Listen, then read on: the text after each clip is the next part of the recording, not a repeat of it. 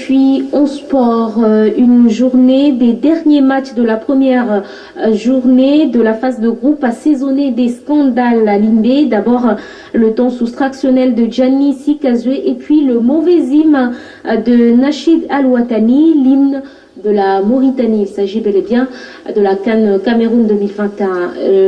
Au cœur de ces fiascos, Ludovic Boyo relate. L'hymne national de la Mauritanie, le bon, si possible.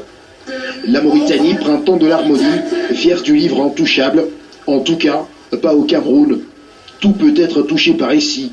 Un sabotage ou manque de maîtrise, tout a concouru à ce que le monde a bien appelé scandale.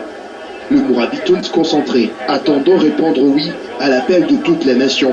Pensant aux compatriotes qui les portent depuis Nouakchott, ils ont eu droit à 3 propositions de rythme à Limbé.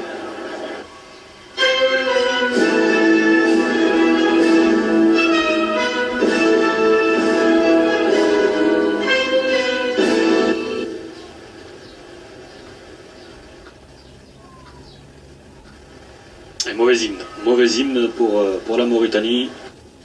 Pour la petite histoire, Nachid Al-Ouattani est bel et bien l'hymne de ce pays du nord-est d'Afrique.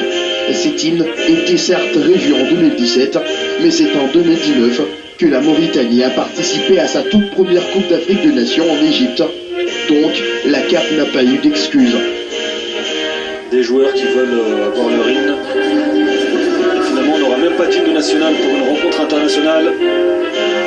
Ah, c'est malheureux. Allez, on espère que c'est la dernière péripétie de cette journée. Du scandale, il y en a eu. L'invention propre de l'officiel du match, Mali-Tunisie, l'atterrissage des aigles, était bien apostrophé par Gianni Sikazwe.